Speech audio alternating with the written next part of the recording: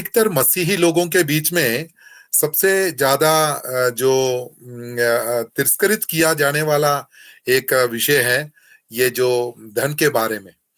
और लेकिन परमेश्वर का वचन कभी भी इस विषय को दूसरे नंबर पर नहीं रखता, इसको प्रथम क्षेत्र में ही रखते हुए पुराने नियम में भी जब हम देखते समय धन के बारे में किस प्रकार का इसका संचालन करना है, और नए नियम में भी प्रभु यीशु मसीह के द्वारा भी और प्रभु यीशु मसीह के जो शिष्यों के द्वारा भी, प्रेरितों के द्वारा भी इसके बारे में जानने के लिए परमेश्वर का वचन बहुत कुछ बातों को हमको बताता है। तो जैसे जैसे इस आधुनिक युग में, विशेषकर इस 21वीं शताब्दी में, जबकि धन एक जीवन का अंग बन गया है, और एक समय हुआ करता था सामग्रियों के साथ लोग आदान प्रदान किया करते थे। लेकिन आज का जो जिस जमाने में हम हैं, हमारे जीवन का सबसे बड़ा एक चुनौती ये है कि हम किस प्रकार से इसको हम इस्तेमाल करें, किस प्रकार से इसको मैनेज करें, उसके बारे में कुछ एक बातों को हम जानने की कोशिश करेंगे। मैं जितना मुझे इसमें से मैंने अभी जब ज्वाइन होने के बाद मैंने देखा, तो मैं जरा देखता हूँ ये मेरा स्क्रीन आपको दिखाई दे रहा है? कोई बताए, उसके बाद माइक ऑफ कर सकते हैं। स्क्रीन दिखाई दे रहा है? जी सर, जी सर, ये दिख रहा है। ठीक है, ठीक है, माइक ऑफ कर दीजिए, माइक ऑफ कर दीजिए। अभी तो केवल मेरे को मेरा स्क्रीन ही दिखाई दे रहा है, आपको ही दिखाई नहीं दे रहे। मैं जो बातों को आपके बीच में प्रिपेयर किया हुआ है, उसके बारे में कुछ एक बातों को मैं बताने के लिए चाहता हूँ। यहाँ पर परिचय के रूप में कुछ बातों को, कि धन का प्रबंधन कैसे करें जिससे परमेश्वर की महिमा हो। परमेश्वर का पवित्र वचन कहता है कि चाहे तुम खाओ चाहे पियो, जो कुछ भी करो वो परमेश्वर के नाम की महिमा के लिए करो, उसके नाम की महिमा के लिए करो। तब जब जो कुछ करो कर कर जब परमेश्वर का वचन कहते हो, तो परमेश्वर के द्वारा चुने हुए, परमेश्वर के द्वारा अलग किए हुए और परमेश्वर के द्वारा बुलाए हुए मैं और आप, जब हमारे मसीही जीवन में जब हम आगे की ओर बढ़ते समय, हम धन का प्रबंधन करना भी हमारे जीवन का एक एक एक अभिन्न एक कार्य बन जाए। हम कभी भी इसमें से वंचित नहीं हो सकते। हम कभी इस प्रकार से नहीं कह सकते कि वो छोटे हो चाहे मध्यम आयु के हो, चाहे बड़े हो, वयस्क हो, कोई भी हो जाए, हर किसी को, चाहे वो एक विश्वासी भाई हो, बहन हो, जवान हो, या अगुए हो, परमेश्वर के दास हो, दासी हो, कोई भी हो जाए, ये जो धन का जो कार्य है, ये जब तक हम इस पृथ्वी में हैं, तब तक परमेश्वर ने अपने नाम की महिमा के लिए इसका सही प्रकार से प्रबंधन करने के लिए परमेश्वर ने मुझे और आपको रखा हुआ है। तो जब इसमें से जब हम सीखते समय इस बात को समझना हमारे लिए जरूरी है, जिस प्रकार से मैं समय को बचाने के लिए मैं खुद ही आपके लिए इन आयतों को पढ़ूंगा। मैं डिजिटल बाइबल का ही मैं इस्तेमाल कर रहा हूं, आप भी इस नोट्स के अनुसार आप बाद में जरूर, मैं इस स्लाइड को प्रिंसन सर को मैं शेयर कर दूंगा, वो आपके साथ भी इसको शेयर करेंगे ताकि आप उसको और भी गहराई के साथ सीख सकें और दूसरों को भी बता सकें। जब हम इस धन के प्रबंधन के बारे में जब हम बात करते समय इस बात को समझना हमारे लिए जरूरी है। भजन संहिता का लेखक भजन संहिता 24 के पहले में दाऊद इस प्रकार से कहता है कि पृथ्वी और जो कुछ उसमें है यहोवा ही का है, जगत और उसमें निवास करने वाले भी। यानी कि इस बात को हमको समझना हमारे लिए जरूरी है। जब हम इन बातों का प्रबंधन जब हम करते हैं, तो इसका सही प्रबंधक जो है वो सर्वशक्तिमान परमेश्वर स्वयं है, जो इसका स्वामी है। उसने केवल हमको इसका एक भंडारी बनाकर परमेश्वर ने हमें सौंपा हुआ है। इसलिए मत्ती रचित सुसमाचार उसके 6वां अध्याय और उसके 24वीं आयत को जब हम पढ़ते समय, मत्ती 6 का 24, वहां पर जब हम देखते समय वहां पर इस प्रकार से लिखा हुआ है, कोई मनुष्य दो स्वामियों की सेवा नहीं कर सकता, क्योंकि वे एक से बैर और दूसरे से प्रेम रखेगा, या एक से निष्ठावान रहेगा और दूसरे का तिरस्कार करेगा, तुम परमेश्वर और धन दोनों की सेवा नहीं कर सकते। अर्थात यहाँ पर जब परमेश्वर प्रभु यीशु मसीह स्वयं उन उन रेड लेटर्स में, जब परमेश्वर के वचन में जो लिखा गया बातों को स्वयं जब वो बता रहे हैं, तब इस बात को बता रहे हैं कि जो धन जो है वो परमेश्वर का एक सब्स्टिट्यूट के रूप में नहीं है, लेकिन प्रायोरिटी अर्थात प्राथमिकता जो है वो सर्वशक्तिमान परमेश्वर को देते हुए उसके द्वारा जो कार्य हमको दिया गया है उस कार्यों में हमको आगे बढ़ना हमारे लिए जरूरी है। जब मैं इन बातों को मैं प्रिपेयर कर रहा था तो उस समय बहुत सारे बातें शायद इस रीति से मैं पहली बार इसको बता रहा हूँगा। दूसरे हमारे कुछ एक करिकुलम है उसमें से होते हुए विस्तार पूर्वक बताए जाने वाला बाइबल स्कूल का एक टॉपिक है कि हाउ टू हैंडल मनी या फाइनेंस के बारे में कुछ एक बातों को बताया जाता है। लेकिन यहाँ पर होते समय परमेश्वर ने मुझसे स्वयं में इस बात को मुझसे बताया कि जब हम उस धन के प्रबंधन करने वाले मैं और आप जब हैं, तब हम इस बात को हमको समझना जरूरी है कि हम उसके ऑनरशिप को ले रहे हैं या ऑनर उस सर्वशक्तिमान परमेश्वर को बना रहे हैं। ये एक परिचय के रूप में मैं आपको बताने के लिए चाहता हूं। जो कुछ भी हम करें परमेश्वर के नाम की महिमा करें, इसके द्वारा भी हम परमेश्वर की महिमा करें। उदाहरण के रूप में एक बात को मैं बताकर मैं आगे की ओर बढ़ने के लिए चाहता हूं। अर्थात परमेश्वर का जब वचन जब हम पढ़ते समय कहते हैं कि कोई भी व्यक्ति घर बनाने के पहले बैठकर इस बात को जोड़ने के बगैर वो घर नहीं बनाता कि यदि मैं इस घर को बनाना चाहूं, बनाने का आरंभ करूं, क्या मैं इसको कंप्लीट कर पाऊंगा कि नहीं। अधूरा यदि हम उस कार्य को छोड़ रहे, यहाँ पर घर का बात लिखा हुआ है लेकिन किसी भी प्रकार का बात हो सकता है, किसी प्रकार का एक सामग्री हो सकती है, उपयोग में लाने वाले किसी प्रकार की मशीनरी हो सकती है, गाड़ी हो सकता है, मोबाइल हो सकता है, कैमरा हो सकता है, किसी भी प्रकार का कोई भी चीज परमेश्वर के लोग होने के नाते यदि हम उसको अपनाना चाहते हैं तो पहले से लेकर जब हम उसका प्रबंध किस प्रकार से करें कर जानेंगे तो उसको अधूरा नहीं हम छोड़ेंगे।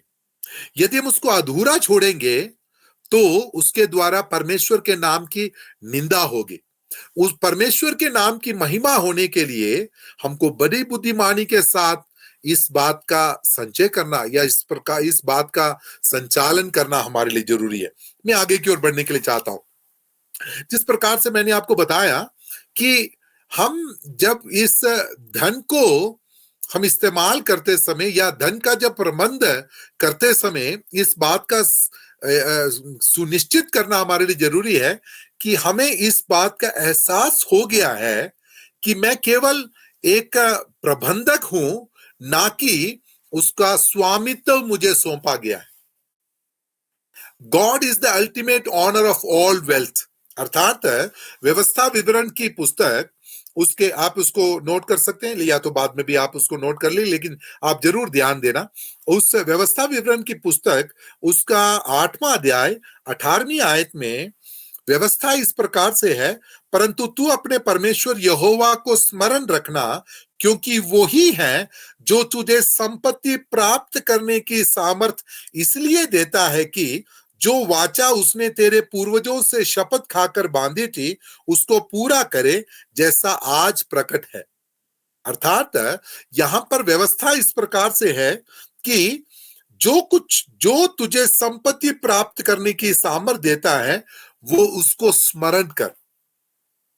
हम कई बार जिस दौर में से आज संसार होकर जा रहा है, इसमें लोगों का जो रटा हुआ बात यही है, वो ये कहते हैं कि मेरे बलबूते पे मैंने इस प्रकार से कमाया। बहुत सारे इश्तकार अर्थात बहुत सारे एडवर्टाइजमेंट को आप सुन रहे होंगे कि यदि आप इतना इन्वेस्ट करोगे तो इतना आपको फायदा होगा। उस जमाने में जब हम रहते समय परमेश्वर के लोग होने के नाते इस बात को हम समझने की कोशिश करें कि यदि हम किसी प्रकार से धन कमा रहे हैं, धन को प्राप्त कर रहे हैं, तो उस धन को प्राप्त करने की शक्ति देने वाले सर्वशक्तिमान परमेश्वर को हम स्मरण करें, क्योंकि परमेश्वर किसी का कर्जदार नहीं है। यदि हमने किसी बात को परमेश्वर के नाम के लिए हमने किया है, परमेश्वर का वचन कहता है कि यदि एक कटोरा पानी भी यदि किसी को पिलाया हुआ है, तो परमेश्वर उसका असर जरूर हमको देता है। हमारे हाथों में वो बल देता है, हमारे शरीर में वो तंदुरुस्ती देता है, हमें वो हुनर परमेश्वर देता है, कार्य कुशलता वो हमको देता है, हमको वो बहुत से उन वरदानों को परमेश्वर देता है, ताकि उन बातों को परमेश्वर की उपस्थिति में हम प्राप्त करें। मैं आप इन बातों को समझ रहे हैं, इसलिए मैं जल्दी आगे की ओर बढ़ने के लिए चाहता हूं। पहला कुरिन्थियों की पत्री उसका 4था अध्याय और उसकी दूसरी आयत में इसी प्रकार के कुछ बात को हमको देखने के लिए मिलता है। 4:2 में इस प्रकार से लिखा हुआ है, मैं आपके लिए पढ़ने के लिए चाहता हूं। यहां पर लिखा है कि फिर यहां भंडारी में ये बात देखी जाती है कि वो विश्वास योग्य निकले। जब हम स्वामित्व सर्वशक्तिमान परमेश्वर को सौंपते हैं, तो एक प्रबंधक के रूप में, एक स्टीवर्ड के रूप में हमारे अंदर परमेश्वर इस बात को देखने के लिए चाहता है कि हम उसका प्रबंधक बनने के पहले विश्वास योग्यता परमेश्वर हमें चाहता है, और किसी प्रकार का एक खूबी वो हमसे नहीं चाहता है। आज के जो पीढ़ी है, वो बहुत सारे अपने कैरियर में बहुत सारे फील्डों को वो चुनते हैं, उसका चुनाव करते हैं। उसमें से एक चुनाव है कि वो सीए तक पढ़ते हैं, उसके बाद कहीं अच्छे एक अकाउंटेंट बन जाते हैं, या एक अच्छे ऑडिटर बन जाते हैं, या किसी प्रकार से। तो अच्छा एक इकोनॉमिक्स जानने वाला व्यक्ति या अच्छे प्रकार से इन हिसाबों को जानता है, उसको ही किसी प्रकार की कंपनी हो जाए, या किसी प्रकार का कोई भी ऑर्गेनाइजेशन हो जाए, या कोई फैक्ट्री हो जाए, वो अपने उस अकाउंट सेशन में बिठाएगा, ये उसकी योग्यता है। लेकिन सर्वशक्तिमान परमेश्वर के सामने मेरी और आपकी योग्यता क्या है पता?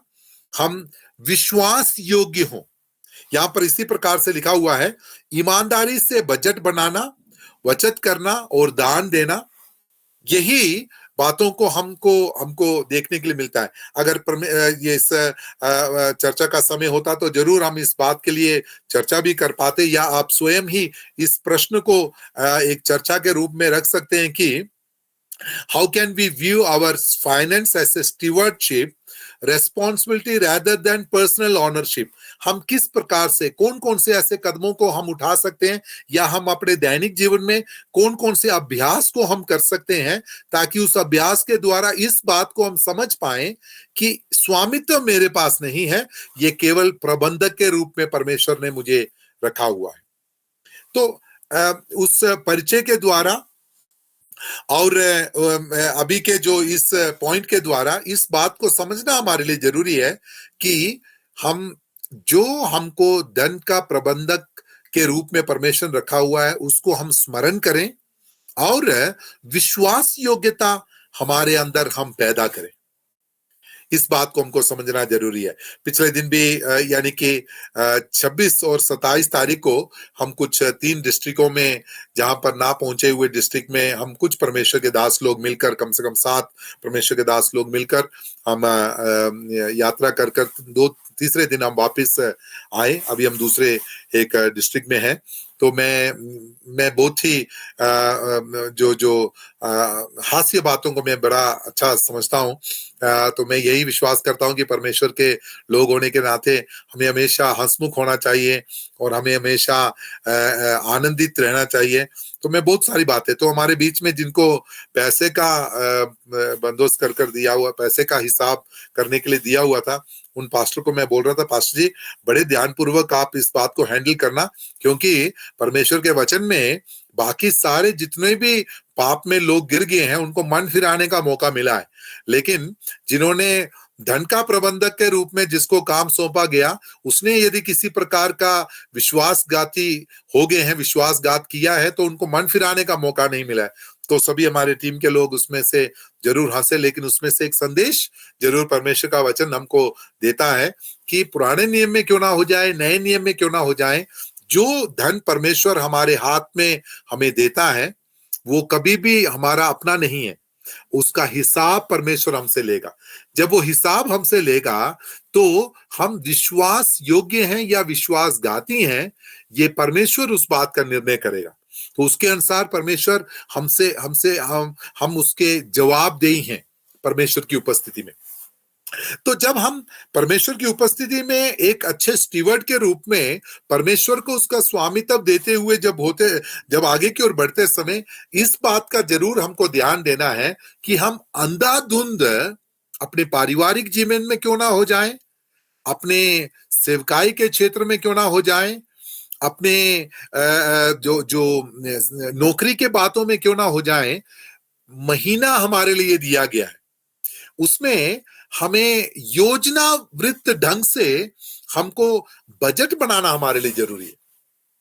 समझ में आ रहा है करके मैं विश्वास करता हूं।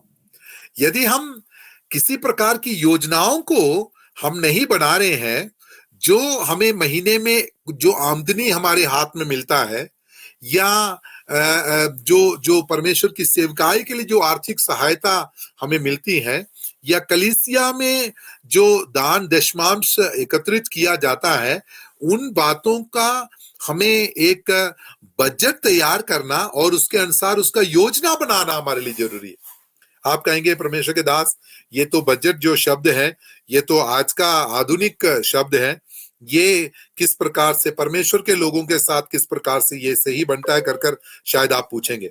लेकिन मैं आपको बताने के लिए चाहता हूं कि ज्ञानियों का ज्ञानी राजा सुलेमान ने जब नीति वचन को लिखा, तब उस नीति वचन में इस प्रकार से लिखा, नीति वचन 21 के उस 5 में हम जब देखते समय वहां पर लिखा है, कामकाजी की कल्पनाओं से केवल लाभ होता है, परंतु उतावली करने वाले को केवल गढ़ती होती है। समझ में आ रहा है? The importance of planning and budgeting, ये बड़े बड़े स्पष्ट रीति से यहां पर राजा सुलेमान कहता है। वो कहता है कि जो व्यक्ति कामकाजी हैं, जो अपने कामों को बड़े अच्छे ढंग के साथ जो आगे की ओर बढ़ाते हैं, उनको किसी भी प्रकार का कोई घाटा नहीं होता है। लेकिन जो बड़े लापरवाही के साथ इन बातों को जब लेता है, उनको लास्ट में नुकसान ही होगा। पंजाबी में जो पंजाबी बाइबल में इस प्रकार से उस आयत को लिखा हुआ है, जहां पर सबोपदेश की पुस्तक में भी उस आयत के बारे में बताया गया है, बाकी पत्रियों में भी इसके बारे में बताया गया है कि उपरा पांदे जांदे खलुआ बगदा जांदा, ऐसा शब्द का इस्तेमाल किया हुआ है कि उनका जो थैली है ऐसे थैली के समान है जिसमें सुराख लगा हुआ है, या उस जिसमें जो जो नीचे से फटा हुआ है, ऊपर से वो डालते जाते हैं, नीचे से वो निकलता जाता है। उपरा पांदे जांदे खलुआ बगदा जांदा, ये शब्द का जब इस्तेमाल किया गया है तो यहाँ पर उसी नीति वचन में राजा सुलेमान उसके 25वें अध्याय के 28वीं आयत में वो इस प्रकार से कहता है, जिसकी आत्मा वश में नहीं, वे ऐसे नगर के समान है जिसकी शहरपनाह घेराव करके तोड़ दी गई है। चाहे जितना अच्छा, जितना भी सुंदर एक स्मार्ट सिटी का निर्माण क्यों ना किया जाए, आज के आधुनिक उस वोकैबुलरी का मैं यूज कर रहा हूं, आजकल अधिकतर जगहों में, हमारे जम्मू में भी जम्मू को स्मार्ट सिटी घोषित करने के लिए वो पूरी कोशिश कर रहे हैं। लुधियाना में मैं चला गया, वहां पर भी लिखा हुआ है लुधियाना स्मार्ट सिटी। जितना भी स्मार्ट सिटी क्यों ना बना लें, यदि उस स्मार्ट सिटी के में किसी प्रकार का कोई भी सिक्योरिटी ना हो, उसका इस्तेमाल किया गया यहां पर। राजा सुलेमान के जमाने में भी जिन शहरों को बनाया जाता था, उन शहरों के चारों तरफ शहरपनाह होते थे, बड़ी बड़ी दीवारें होती थी। यरीहो की दीवार के बारे में आप जान रहे हैं, सुना हुआ है। यरूशलेम की दीवार जो टूटी हुई थी नेहमिया के जमाने में, उसके बारे में आपने सुना हुआ है। तो यहाँ पर राजा सुलेमान कह रहा है कि चाहे कितना भी हमारे अंदर हुनर क्यों ना हो, कमाई कितनी भी क्यों ना हो, कितना भी कमाया हुआ क्यों ना हो, बहुत सारी बातों को अपने वश में जरूर किया होगा, लेकिन यदि हम उन बातों को अपने उस प्लानिंग में लाकर उसको ना रखें तो टूटे हुए शहरपना के समान है। टूटा हुआ शहरपना का खतरा क्या रहता है कि बाहर से कभी भी किसी प्रकार के शत्रु अंदर आकर उसका घेराव कर कर उसको अपने कब्जे में कर सकते हैं। शुरुआत में जिस प्रकार से हमने जान लिया कि वो फिर कभी भी उसके द्वारा परमेश्वर के नाम की महिमा नहीं होगी, परमेश्वर के नाम की निंदा ही होगी। इसलिए मुझे सुनने वाले आप सब ज्ञानी मतलब अच्छा समझ रखने वाले हैं, पढ़े लिखे हैं और आप अपने उस रोजाने के रोजमर्रा की जीवन में अब आगे की ओर बढ़ रहे हैं, सेवकाई में आगे की ओर बढ़ रहे हैं। जितना मैंने जाना आप सब अच्छे जवान हैं और उस जवानी के समय पर सृजनहार को स्मरण करते हुए जब अब आगे की ओर बढ़ते समय इस बात का जरूर हम ध्यान रखें कि हम किस प्रकार कितना हमारे पास परमेश्वर ने दिया हुआ है, उसको मैं किस प्रकार से उसको उसकी योजनाबद्ध ढंग से उसको किस प्रकार से मैं कर सकता हूं। बजटिंग करना हमारे लिए बहुत जरूरी है। आप बोलेंगे कि हम जब परिवार में जब होते समय किस प्रकार से इस बजटिंग को हम करेंगे। पिछले हफ्ते में मेरा टर्न था संडे में बाइबल स्टडी का, उस समय पर भी इसी प्रकार के कुछ बातों को वहां पर मैं सिखा रहा था। सबसे पहली बात उसमें प्लानिंग जो है वो हमें मिलकर करना है। पति पत्नी यदि आप विवाहित हैं, पति पत्नी मिलकर इस बातों का प्लानिंग करना है और इस बात का बजटिंग करना है। परमेश्वर के दास लोग सेवकाई में जब यदि हम हैं, परमेश्वर के दास और दासी मिलकर इसके बारे में बजटिंग करना है, प्लानिंग करना है। कलीसिया यदि इस प्रकार से है, कलीसिया के जो इस धन के प्रबंधन करने वाले हैं उनको वो एक दूसरे के जवाबदेही हैं। उसके लिए हमको इस बात को समझ में आना चाहिए कि परिवार में इनकम कितना है, इनकम कितना है।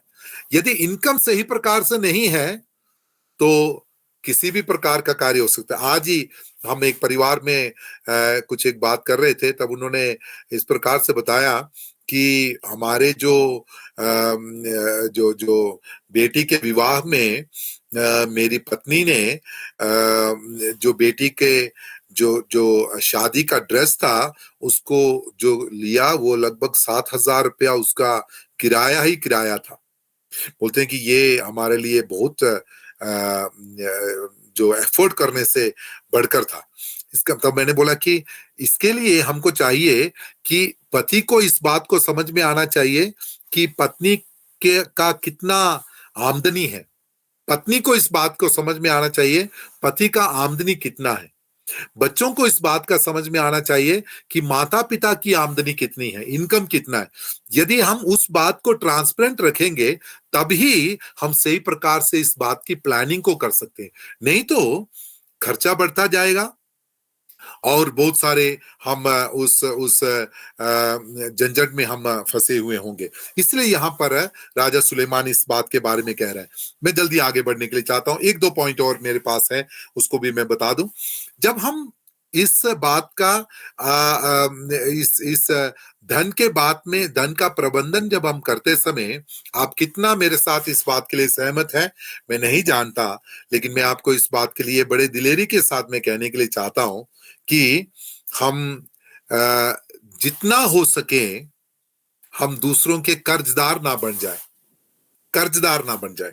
यहाँ पर राजा सुलेमान उसके बारे में भी कुछ बातों को कहता है, वो भी मैं आपको पढ़कर सुनाने के लिए चाहता हूँ। आप बाद में उसको नोट भी कर सकते हैं और खुद भी आप उसके बारे में जान सकते हैं। यहाँ पर लिखा हुआ है, धनी निर्धन लोगों पर प्रभुता करता है और उधार लेने वाला उधार देने वाले का दास होता है। आप मेरे साथ इस बात के लिए सहमत अभी होना पड़ेगा क्योंकि परमेश्वर का वचन इसके बारे में कहता है। आप कहेंगे कि आज लोन का जमाना है। प्रियो, मैं विवाहित जीवन के बारे में भी हम दोनों काउंसलिंग देते हैं। अपने जवानों के जो सभा में भी हम काउंसलिंग देते हैं। मैं उस समय एक बात जरूर कहता हूँ, दुनिया चाहे कितनी भी एडवांस क्यों ना हो जाए, दुनिया चाहे कितना भी जो जो ऑफर क्यों ना दे दे, कितना भी आगे क्यों ना बढ़ जाए, लेकिन हमारे एक एक बाइबल का एक सिद्धांत है। बाइबल का सिद्धांत केवल नहीं, बाइबल की एक संस्कृति है। यानी कि बाइबल का अपना एक कल्चर है, बिब्लिकल कल्चर उसको कहते हैं। उस बाइबल के कल्चर में होते हुए आज के कल्चर के साथ यदि हम उसको तुलना करें तो इसमें बहुत अंतर है। तो उस अंतर में होते हुए आज बहुत सारे ऑफर आ रहे हैं। मैं आपको बताने के लिए चाहता हूं, मैं अपनी 23वें साल में मैं ग्रेजुएट हुआ 1997 में। तो उस समय जब मैं बाइबल स्कूलों में पढ़ाने के लिए आगे पीछे मैं जाते समय मुझे एक एक शॉपिंग एक कॉम्प्लेक्स मॉल में एक ऑफर मुझे इस प्रकार से मिला। उनको बताया कि क्रेडिट कार्ड आपको हम देने के लिए चाहते हैं। मुझे नहीं पता था कि क्रेडिट कार्ड क्या होता है। तो ऐसी बातों के लिए तो मैं, चाहे मेरे को पता है नहीं पता है, मैं मना कर देता हूँ। मैंने बोला कि सॉरी, मुझे नहीं चाहिए। लेकिन 2 दिन के बाद मेरे एक फ्रेंड ने मेरे को कहा, मेरे को एक क्रेडिट कार्ड ऑफर मिला, उसके कारण मैं बहुत बेचैन हो गया। अभी मुझे कम से कम 12,000 रुपए का शॉपिंग मैंने किया, मेरे हाथ में 7,000 रुपया ही था। तो उन्होंने बोला कोई बात नहीं, क्रेडिट कार्ड आपके पास है, उसमें से आप अभी निकाल लीजिए। लेकिन वो 7,000 रुपया अभी मैं 3 साल हो गया, अभी तक मैं उसको वापस नहीं कर सका। उसके कारण मैं अभी उनका मैं गुलाम बन गया हूँ। 7,000 अभी बढ़कर 3,000 और इसमें बढ़ गया है, 10,000 हो गया है। यहाँ पर जो बात लिखा हुआ है उस बात में, इस बात यहाँ पर लिखा हुआ है कि धनी निर्धन लोगों पर प्रभुता करता है और उधार लेने वाला उधार देने वाले का दास बनता है। फिलिपियों की पत्री उसका 4 अध्याय और उसकी 19वीं आयत को जब हम पढ़ते समय, फिलिपियों 4 का 19, वहां पर इस प्रकार से लिखा हुआ है, मैं आपके लिए पढ़ने के लिए चाहता हूं। और मेरा परमेश्वर भी अपने उस धन के अनुसार जो महिमा सहित मसीह यीशु में है, तुम्हारी हर एक घटी को पूरा करेगा। इस बात को जब हम पढ़ते समय हमें इस बात को समझना हमारे लिए जरूरी है। हमारे आवश्यकताएं बहुत सारी होती हैं, हमारे इच्छाएं बहुत सारी होती हैं, लेकिन हमारी आवश्यकता के अनुसार परमेश्वर हमें देता है। प्रभु यीशु मसीह के शिष्य लोग यीशु मसीह के पास आए और उनसे कहा कि यूहन्ना बपतिस्मा देने वाले ने अपने शिष्यों को प्रार्थना करना सिखाया है और यहूदी लोग भी प्रार्थना करना जानते हैं। यीशु मसीह आप हमें भी प्रार्थना करना सिखा ले। तो यीशु मसीह ने जब प्रार्थना करने का आउटलाइन उनको जब दिया, कहा कि जब तुम प्रार्थना करते हो तो इस रीति से प्रार्थना करो। तब जब कहा कि हे हमारे पिता तू जो स्वर्ग में है, तेरा नाम पवित्र माना जाए, तेरा राज आए, और जैसे तेरी इच्छा स्वर्ग और रोज की रोटी आज हमें दे। अर्थात डेली नीड के बारे में, चाहे हम विश्वासी हैं, चाहे परमेश्वर के दास दासी लोग हैं, चाहे हम जवान हैं, कोई भी हो जाए, परमेश्वर हमारे प्रतिदिन की आवश्यकताओं को पूरा करता है। वो परमेश्वर की इच्छा के अनुसार परमेश्वर हमारी आवश्यकताओं को पूरा करता है। हमारी इच्छा के अनुसार हम बहुत कुछ लेने के लिए चाहते होंगे, लेकिन परमेश्वर अपने समय पर सब कुछ सुंदर बनाने वाला परमेश्वर। हम इस बात का जरूर ध्यान रखें, जितना हो सके हम कभी भी किसी के कर्जदार ना बन जाएं। समझ में आ रहा है करके मैं विश्वास करता हूं। और जब इस बात को मैं बताते समय आज बड़ी दिलेरी के साथ मैं आपको बता सकता हूं, पिछले साल में जुलाई के महीने 25 तारीख को 50 साल का मैं हो गया। आज तक के इस समय में पारिवारिक जीवन को शुरू किए हुए आज 22 साल हो गए। अभी तक 1 रुपया किसी को उधार देने के लिए अभी तक मैं किसी का कर्जदार नहीं हूं। इसका मतलब ये नहीं कि मैं बहुत अमीर हूं, नहीं। जो परमेश्वर हमें देता है, परमेश्वर परमेश्वर उससे हमारे जरूरतों को पूरा कर कर देता है। ये मेरा विश्वास है और मेरी आशा है और मेरी प्रार्थना भी यही है कि परमेश्वर, जब तक आपने इस संसार में मुझे रखा हुआ है, हमें रखा हुआ है, हम किसी के कर्जदार ना हो जाएं, बजाय इसकी कि दूसरों को देने वाले आप हमें बना लीजिए। ये मेरी प्रार्थना है। लास्ट में एक और पॉइंट में बोलकर मैं समाप्त करने के लिए चाहता हूं। मेरे दिया हुआ समय समाप्त होने वाला है। इस बात में हमको बहुत ध्यान देना हमारे लिए जरूरी है। परमेश्वर का वचन जब दूसरा कुरिन्थियों की पत्री उसका 9वां अध्याय उसकी 7वीं आयत को जब हम पढ़ते समय, जब इसको मैं मनन कर रहा था तब इसको मैं पढ़कर देख भी रहा था। दूसरा कुरिन्थियों की पत्री उसका 9वां अध्याय और उसकी 7वीं आयत में इस प्रकार से लिखा हुआ है कि हर एक जन जैसा मन में ठाने वैसा ही दान करे, ठीक है, ना कुड़ कुड़ के और ना दबाव से, क्योंकि परमेश्वर हर्ष से देने वाले से प्रेम रखता है। बड़े स्पष्ट रीति से कोरिन्थी कलीसिया को संत पौलुस इस प्रकार से पत्री लिखते समय वो इस प्रकार से कह रहे हैं कि दान देना उपासना और आज्ञाकारिता का कार्य है। Giving is an act of worship and obedience.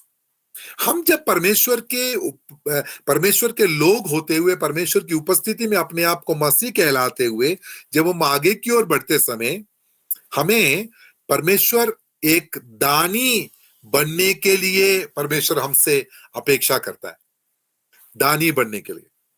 मैं दान और भेंट में अंतर है प्रियो, इस बात को हमेशा ध्यान रखें। दान में और भेंट में बहुत अंतर है। परमेश्वर का वचन कहता है कि जब तुम दान करो तो जो आपका दाहिना हाथ दान कर रहा है बायां हाथ उसको ना जानने पाए। वो इसका मतलब यही है कि हम डंडोरा पीट कर किसी को दान ना दे, ये है उसका अर्थ। लेकिन जो परमेश्वर का है वो भेंट के रूप में परमेश्वर की उपस्थिति में अपने आर्थिक आशीषों का हिस्सा परमेश्वर की उपस्थिति में लेकर आना, ये हमारे लिए बहुत जरूरी है। दशमांश के रूप में और भेंट के रूप में परमेश्वर की उपस्थिति में हम उसको लेकर आए। आज का बहुत बड़ा डिबेट इस प्रकार से है, क्या नए नियम में दशमांश है? तो मैं इस प्रकार से उसका एक निष्कर्ष के रूप में बोलूंगा, नए नियम में दशमांश नहीं, लेकिन परमेश्वर उससे भी बढ़कर देने के लिए परमेश्वर का वचन कहता है। प्रभु यीशु मसीह ने स्वयं इसके बारे में कहा हुआ है। देना जो है वो दान देने पर और भेंट लेकर आने पर या दशमांश देने पर निर्भर नहीं है, वो हमारे मन की तैयारी पर निर्भर है कि जब हम देते हैं तो हम किस रीति से देते हैं। क्या हम किसी के दबाव में आकर दे रहे हैं या हम कुड़ कर दे रहे हैं या किसी को संतुष्ट करने के लिए हम दे रहे हैं। यहां पर लिखा हुआ है कि जैसे परमेश्वर हमारे मन में ठाने वैसा दान करे। परमेश्वर हमारे हृदय में होकर इस बात के लिए बात करता है। एक ही बात है जिसके लिए परमेश्वर ने उसे स्वयं को परखने के लिए हम परमेश्वर को परखने के लिए उसने अनुमति दी है। वो किसके द्वारा पता? देने के द्वारा। Trust God to provide as you give. जब हम परमेश्वर के लिए देते हैं तब उसके द्वारा परमेश्वर से प्राप्त करने की अपेक्षा हम कर सकते हैं। यह परमेश्वर का सिद्धांत है। यदि हम इस सिद्धांत के बारे में इस प्रकार से कह रहे हैं कि नहीं, ये हम इसके बारे में इतना ज्यादा नहीं हम आगे की ओर बढ़ सकते क्योंकि हमारे पास इतना नहीं, लेकिन ये परमेश्वर का सिद्धांत है। उस सिद्धांत में होते हुए जब हम आगे की ओर बढ़ते हैं तभी इस कार्य में हम आगे की ओर बढ़ सकते हैं। जम्मू में मेरे पिताजी के उम्र के एक परमेश्वर के दास हैं, वो एक स्लोगन हमेशा अपने कलीसिया में बोलते हैं कर उनके विश्वासियों के द्वारा मुझे सुनने में आया। उन्होंने कहा, वो बड़े मतलब बड़े स्पष्ट रीति से इस विषय को बताते हैं। बोलते हैं कि यदि आप टाइट नहीं दोगे तो टाइट हो जाओगे। यानी कि यदि आप टाइट नहीं दोगे तो टाइट हो जाओगे। इसका मतलब है बहुत सारी बातों में हम सीमित हो जाएंगे। यानी कि जो परमेश्वर का है वो परमेश्वर के लिए देना हमारे लिए जरूरी है। वो देने का कार्य जब हमारे पास जब जब गिनती से बढ़कर जब पैसा मिलेगा तब नहीं, शुरुआती समय में। शुरुआत यानी कि हम जब नए नए अभी शायद हमारे जॉब अभी लगा ही होगा या उस जॉब में होते हुए जब हम आगे की ओर बढ़ रहे होंगे, हमारा प्रमोशन हो गया होगा, किसी भी रीति से क्यों भी हो जाए, इसके लिए किसी भी प्रकार का कोई भी समझौता नहीं है। इस बात को समझना हमारे लिए जरूरी है। दान देने के लिए मतलब बड़े बड़े उदारता के साथ देने में के लिए और परमेश्वर के कार्य के लिए देने के लिए ये हमारा कर्तव्य बनता है। जब तक हम परमेश्वर के लिए नहीं देंगे तब तक हम कभी भी परमेश्वर से किसी बात की अपेक्षा को हम नहीं कर सकते। जब हम अपने अपने इस संसारिक जीवन में जब हम देखते समय जिस सरकार के अधीनता में शासन में हम हैं, वो सरकार तभी हमारे लिए सारे सहूलियतों को उन सारे बातों को उपलब्ध कर कर दे सकते हैं जब हम उनको अपना सरकार समझकर टैक्स पे करते हैं। चाहे हम उसको टैक्स के रूप में शायद अलग कर कर नहीं दे रहे होंगे, किसी सामग्री को का टैक्स हम दे रहे होंगे या किसी वस्तु का टैक्स हम दे रहे होंगे या किसी यात्रा ट्रैवल का टैक्स हम दे रहे होंगे, उसको टैक्स के रूप में जब हम उसको देते हैं तब गवर्नमेंट हमको उन सहूलियतों को यानी कि उन उपलब्धियों को हम हमारे लिए बनाकर देते हैं। यदि संसार में जब हम देखते समय अपनी आमदनी का हिस्सा अधिकारी को यदि हम देते हैं, सर्वशक्तिमान परमेश्वर जो इस सब चीजों का स्वामी है, उसकी उपस्थिति में जब हम इस कार्य को देख करते हैं तभी हम परमेश्वर की उपस्थिति में हम आगे की ओर बढ़ सकते हैं। एक पॉइंट और मैं आपको बता दूं, सेविंग एंड इन्वेस्टिंग। हम कई बार इतने ज्यादा आत्मिक हो जाते हैं कि हम बचाने के बारे में हम विचार नहीं करते हैं। यहाँ पर जो नीति वचन के उसी पुस्तक में राजा सुलेमान इस प्रकार से कहता है, नीति वचन आप सबको सुपरिचित एक आयत है, 6 से लेकर 8 तक जब हम पढ़ते समय वहां पर लिखा हुआ है कि हे आलसी चींटियों के पास जा, उनके काम पर ध्यान दे और बुद्धिमान हो जा। उनके ना तो कोई न्यायी होता है, ना प्रधान और ना प्रभुता करने वाला, फिर भी वे अपना आहार धूप काल में संचय करती हैं और कटनी के समय अपने भोजन वस्तु बटोरती हैं। समझ में आ रहा है करके मैं विश्वास करता हूं। यहां पर सेविंग के बारे में लिखा हुआ है। परमेश्वर के लोग होने के नाते क्या हमको सेविंग करना चाहिए या ना करना चाहिए कर कर जब हम उसको पढ़ते समय ज्ञान हमको शायद बोलेगी कि कल के लिए बहुत ज्यादा आपको सेव करना है, लेकिन बुद्धि हमको इस प्रकार से बताएगी कल के लिए हमको इसको सेव करना हमारे लिए जरूरी है। यानी कि आज हम कुछ भी अच्छे प्रकार के पौष्टिक भोजन ना खाते हुए, अच्छे कपड़ा ना पहनते हुए, अच्छे घर में ना रहते हुए पैसों को सेव करने की बात नहीं बताया जा रहा है, लेकिन भविष्य में हमें जो आज हम कमा रहे हैं उसको हमें सेव करना भी हमारे लिए जरूरी है। हम जब सेव करते समय इस बात को सेव ना सोच कर ना करें कि आज मैं अगर 10 रुपया सेव कर रहा हूं तो कल मेरा जो 10 रुपया है वो 1500 रुपया होना चाहिए। वो उस प्रकार के लालच की बात मैं नहीं कर रहा हूं, लेकिन बड़े बुद्धिमानी के साथ इस बात को समझना हमारे लिए जरूरी है। यहाँ पर सबोपदेश की पुस्तक उसका 11वां अध्याय उसकी दूसरी आयत में इस प्रकार से लिखा हुआ है, 7 वरन 8 जनों को भी भाग दे, क्योंकि तू नहीं जानता कि पृथ्वी पर क्या विपत्ति आ पड़ेगी। अर्थात आज यदि हम फाइनेंशियली साउंड है, कल हमारा फाइनेंस का स्थिति क्या होगा कर कर हम कहीं अंदाजा नहीं लगा सकते।